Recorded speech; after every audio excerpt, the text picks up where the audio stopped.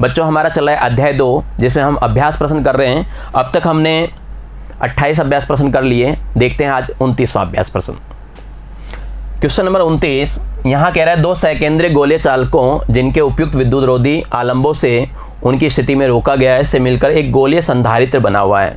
ठीक है, दर्शाइए कि गोलीय संधारित्र की धारिता C इस प्रकार व्यक्त की जाती है। देखिए यहाँ पे गोलीय संधारित्र की बारे में चर्चा कर रहे हैं। हालांकि हमने थ्योरी क्लास में इसको नहीं लिया था क्योंकि थ्योरी पार्ट में नहीं था, लेकिन प्रश्न में आया हुआ है ना, तो इसलिए हम यहाँ पे क्या करेंगे, गोलीय संधारित्र के बारे में थोड़ा सा डिटेल से जानेंगे। ऐसे ही प्रश्न में आपका बेलनाकार संधारित्र भी आया हुआ है, तो बेलनाकार संधारित्र को भी क्या करेंगे, प्रश्न के साथ करेंगे, क्योंकि 2 काम एक साथ हो जाएगा। क्या हो जाएगा, एक तो आपका प्रश्न भी क्लियर हो जाएगा, साथ में क्या होगा, आर्टिकल भी पूरा हो जाएगा। ठीक है, तो हमने क्या कर रखा है यहाँ पे, एक समान केंद्र वाला 2 गोला ले लिया, या खोखला गोला कह लो। क्या कर रखा है अपने, खोखला गोला कर रखा है। दोनों की परतें क्या हैं, बिल्कुल पास पास हैं, ज़्यादा दूर नहीं है, बिल्कुल क्या है, पास पास हैं। मैंने ये भी मान रखा है, क्या मान रखा है कि R2 त्रिज्या एक ले ली और एक की क्या ले ली, R1 ले ली। बाहर की तो क्या कर ली, R1 ले ली, और अंदर वाले के अपन ने क्या की, R2 ले ली। समझ गए बात को, क्लियर ये बात। तो ये लिख लें आप कि इनमें से धातु के 2 सकेंद्रीय गोले A तथा B की त्रिज्याएं मान लें क्या, R2 तथा R1 है ना। आंतरिक गोले A से, अंदर वाला गोला क्या है, A है, और बाहर वाला गोला क्या है, B है ना। तो आंतरिक गोले A से क्या किया हमने, एक धातु की छड़ R जोड़ रखी है, और बाह्य गोले को हमने क्या किया, बाह्य गोले को हमने पृथ्वीकृत कर दिया। पृथ्वीकृत का मतलब क्या क्या, भू संपर्कित कर दिया हमने। बाह्य वाले गोले को क्या किया, भू संपर्कित कर दिया। पता ही है क्यों करते हैं, आपको पता है, धारिता बढ़ाने के लिए, है ना। ठीक है, तो हमने क्या कर दिया, भू संपर्कित कर दिया। ठीक है, मान लो ए गोले पे प्लस क्यू आवेश है ना, ए गोले पे क्या है, प्लस क्यू आवेश है। अब प्रेरण के कारण जो बी है ना गोला, उसके आंतरिक सतह पे क्या होगा, माइनस का क्यू आएगा। ए पे अगर प्लस का है ना, तो अंदर क्या होगा, माइनस का आ जाएगा। समझ गए बात को, क्लियर है। प्रेरण के कारण क्या हो गया, माइनस का क्यू आवेश उत्पन्न हो गया, और बाहरी सतह पे क्या होगा, प्लस क्यू आवेश उत्पन्न हो जाता है, जो कहाँ चला जाता है, पृथ्वी में चला जाता है। ये तो पता ही अपने को, अगर अपन क्या कहते हैं प्लस देते हैं, क्यू देते हैं, तो क्या होगा, सारा निकल के क्या होगा, पृथ्वी में चला जाएगा। क्लियर ये चीज़ें, ठीक है, ये बात अपने पास क्लियर है। अब देखिए अपने को क्या करना है, विभव की गणना करनी है।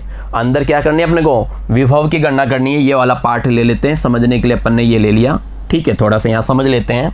तो यहाँ पे क्या था, यहाँ पे आवेश है, और यहाँ पे भी क्या है, आवेश है ना भाई। एक तरफ तो क्या है, प्लस का आवेश है, इसके माइनस का है। इस पे जो प्लस आया था वो क्या हो गया, भूमि में चला गया था, है ना। तो इनकी बात करते हैं। यहाँ पे विद्युत क्षेत्र वगैरह सब कुछ हो रहा है, यहाँ पे विभव भी हो रहा है। मुझे क्या करना है, विभव की गणना करनी है। अब ध्यान देना, विभव की गणना कैसी होगी, इस प्लस वाले से भी होगी और इस माइनस वाले से भी होगी। शॉर्ट एंड स्वीट में ये बात याद रखनी है। ठीक है, प्लस वाले से भी होगी और माइनस वाले से भी होगी। तो प्लस वाले से विभव की गणना तो हो गई, वो क्या हो गया, 1/4 पाई एप्सिलॉन Q/R2। कितना हो जाएगा, Q/R2, क्योंकि प्लस वाला यहाँ है ना, यहाँ तक की दूरी कितनी है, R2, और ये दूरी कितनी है, R1 है। तो उसमें क्या होगा, उसके वाले में क्या हो जाएगा, उसके वाले में ये होगा, V2 बराबर क्या होगा, -1/4 पाई एप्सिलॉन Q/R1 हो जाएगा। ठीक है, अब मैं बात करूँ कुल विभव की, तो कुल विभव क्या होगा, V बराबर V1 + V2 होगा।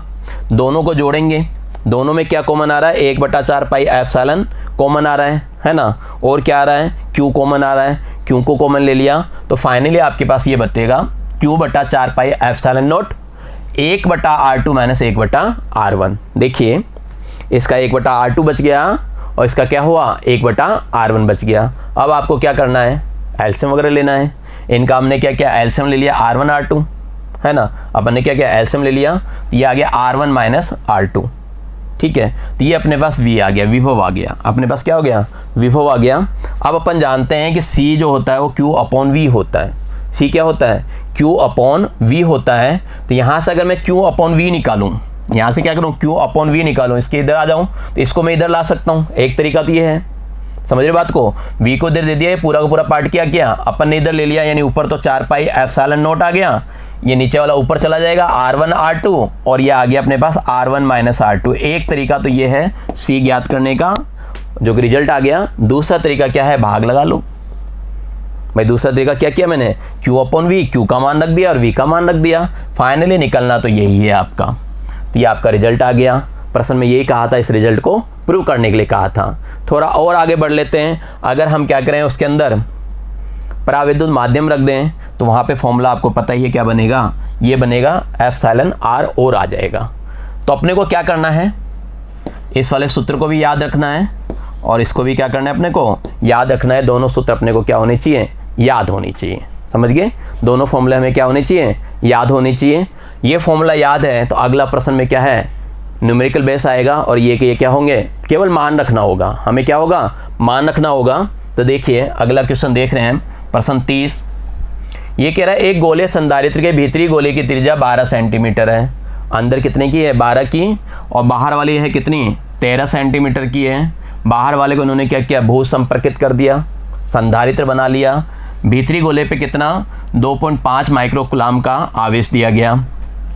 सेकेंडरी गोलों के बीच स्थानों में कितने हैं, 32 पराविद्युतांक रखा हुआ है। देखिए पराविद्युतांक आ गया, द्रव भरा हुआ है।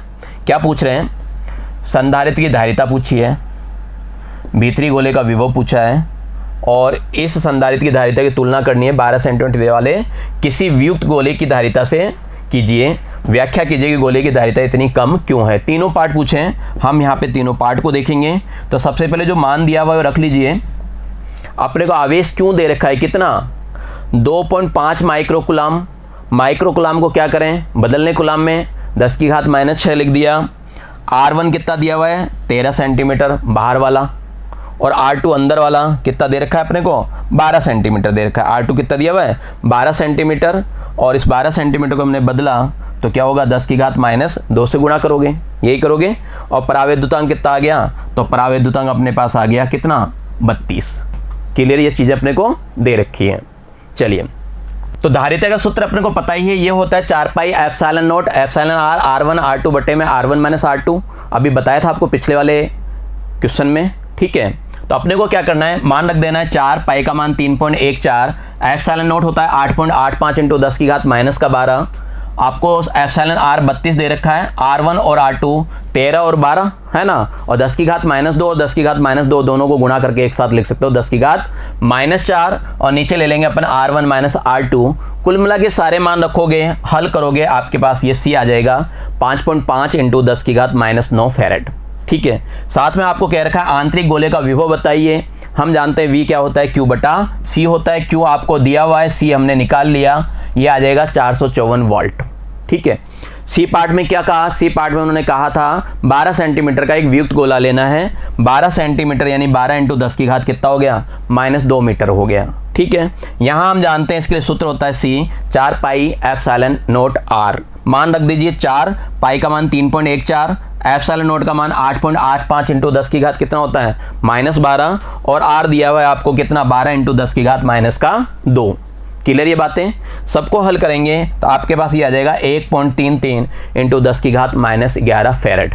क्या देख रहे हो, ये मान क्या देख रहे हो आप, क्या आ रहा है, कम आ रही है। धारिता क्या है, संधारित्र की धारिता से कम है। क्यों है, क्योंकि बाह्य गोला जिसे हमने क्या किया है, भू संपर्कित किया था। हमने क्या किया था, भू संपर्कित किया था, और भू संपर्कित करने के कारण क्या होता है, विभव में कमी आती है और धारिता में क्या होती है, वृद्धि होती है। यदि उसको भी हम भू संपर्कित करते हैं तब ऐसा काम हो सकता है। समझ गए, बिल्कुल संधारित्र के क्या है, प्रिंसिपल पे, सिद्धांत पे ही क्या है, आधारित है। ठीक है। चलिए प्रश्न संख्या 31 की ओर चलते हैं। इसके कई पार्ट किए हुए हैं, उस पार्ट की बात करें, सावधानी पूर्वक उत्तर देना है। ये कह रहे हैं दो बड़े चालक हैं जिनके गोलों पे क्रमशः आवेश क्या है, Q1 और Q2 है। एक दूसरे के क्या कर रहे हैं, समीप लाते हैं। क्या इनके बीच स्थिर विद्युत बल का परिमाण Q1 Q2 बटे 4 पाई एप्सिलॉन नॉट R² द्वारा दर्शाया जाता है, जहां R क्या है, केंद्रों के बीच की दूरी है। देखिए थोड़ी सी बात समझिए।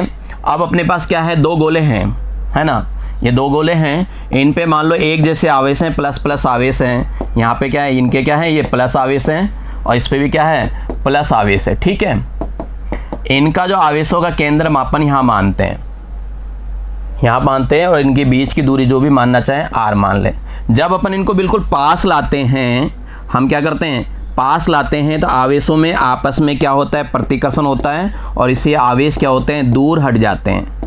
आवेश क्या होते हैं, दूर हट जाते हैं, और दूर हट जाने की वजह से क्या होगा, इनकी जो बीच की दूरी है, पहले यहाँ पे थे केंद्र, क्या होंगे, अब दूर दूर हो जाएंगे। यहाँ पे मान लो इसका केंद्र आ गया, इसका केंद्र यहाँ पे आ गया, तो बीच की दूरी मान लो थोड़ी देर के लिए RE, ये क्या हो गया, इस वक्त RE का मान क्या हो गया, R से बड़ा हो गया, आर ई का मान क्या हो गया, आर से बड़ा हो गया, यानी दूरी क्या हो गई, डिस्टर्ब हो गई। दूरी डिस्टर्ब होने की वजह से क्या होगा, पहले जैसा आंसर नहीं आ सकता, है ना। ऐसे ही आप दोनों क्या करें, एक प्लस का ले आए, एक माइनस का ले आए, तो उस वक्त क्या होगा, थोड़े से पास आ जाएंगे।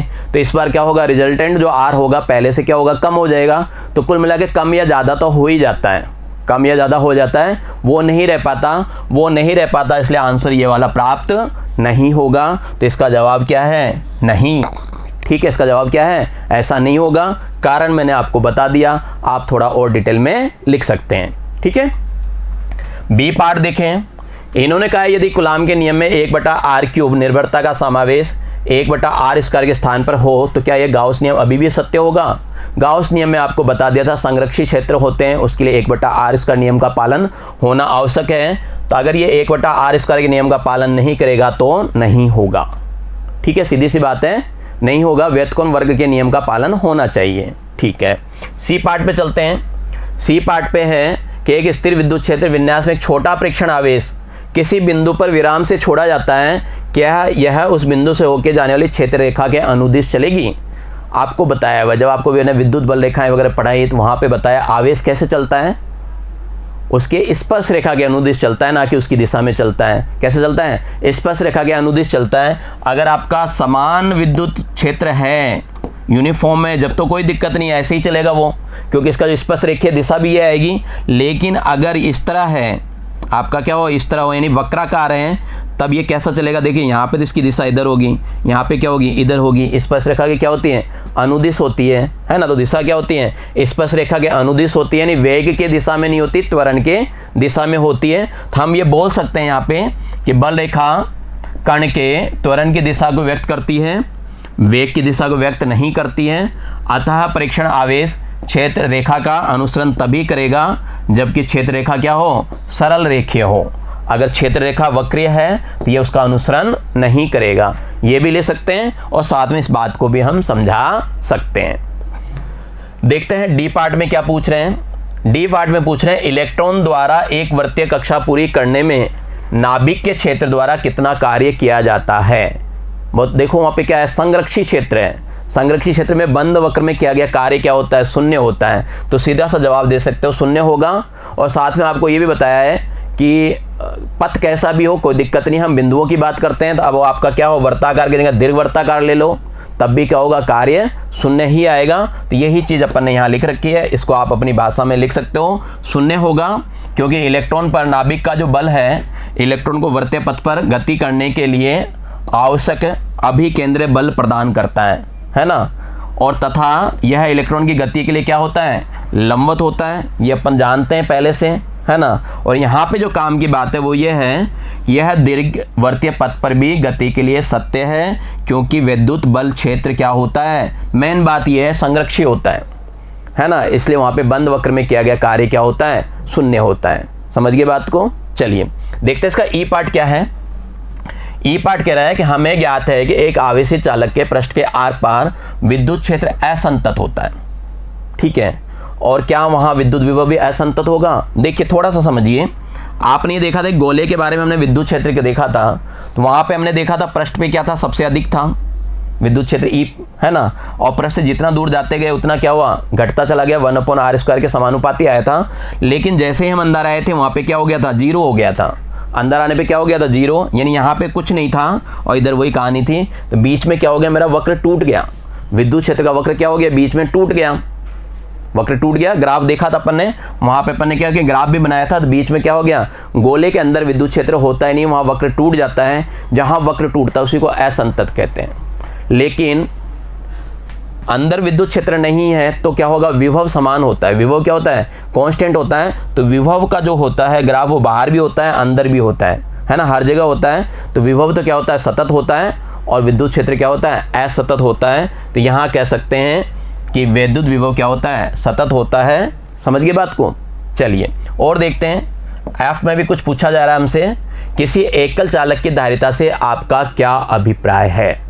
देखिए संधारित्र जो होता है, समांतर पट्टिका होती है, उसमें 2 क्या होते हैं, प्लेटें होते हैं, समांतर प्लेटें होते हैं। लेकिन अगर मैं एक ही प्लेट लेता हूँ, यहाँ पे मैं क्या करता हूँ, एक ही प्लेट लेता हूँ और मैं कहता हूँ ये भी क्या है, मेरी कैपेसिटर है, संधारित्र है, तो आप कहोगे कैसे है, दूसरा कहाँ है, तो दूसरा प्लेट कहाँ है मेरा, अनंत पे रखा हुआ है। बीच की दूरी मैंने क्या कर दी, बढ़ा रखी है, कितनी, बहुत ज़्यादा बढ़ा रखी है, अनंत पे रखा हुआ है, इसलिए मैं इसको क्या कह सकता हूँ, संधारित्र कह सकता हूँ। कहने का मतलब है एकल चालक एक संधारित्र होता है जिसका दूसरा प्लेट कहाँ पे होता है, अनंत पर स्थित होता है। दूसरा प्लेट कहाँ होता है, अनंत पर स्थित होता है। ठीक है, जी पार्ट देखें इसका, जी पार्ट में क्या पूछा जा रहा है। अगर हम जी पार्ट की बात करें तो यहाँ पे कह रहा है एक संभावित उत्तर की कल्पना कीजिए कि पानी का जो प्रावैद्युतांक है वो कितना है, 80 है, और अभ्रक का प्रावैद्युतांक 6 से अधिक क्यों होता है। देखिए, जब आपको मैंने कहता है डाइपोल वगैरह पढ़ा रहा था तो वहाँ पे आपको पानी के बारे में बताया था, एक एग्जाम्पल भी लिया था। वो कैसा होता है, डाइपोल होता है। पानी क्या होता है, जो जल का अणु है वो क्या होता है, एक स्थायी विद्युत द्विध्रुव आघूर्ण होता है, और इसी की वजह से क्या होता है, इसका प्रावैद्युतांक उसकी तुलना में अधिक होता है। ठीक है, समझ गए बात को। तो बच्चों आज की कक्षा में इतना ही। आगे के प्रश्नों को देखने के लिए मिलते हैं आपसे अगली कक्षा में। तब तक के लिए धन्यवाद, नमस्कार, आपका दिन मंगलमय रहे।